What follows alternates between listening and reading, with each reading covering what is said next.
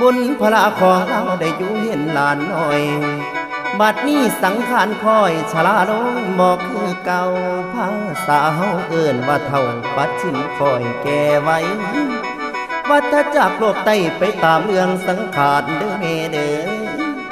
เกิดแก่ถึงยังเจ็บพอดวันดอกลังแล้วหาลังคนประเสียแอว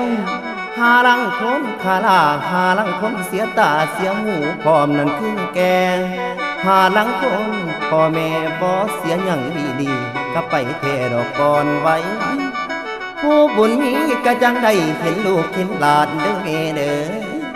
ต่อมาเลยถึงการอันโลกภัยสิมายุ่งหาลังสง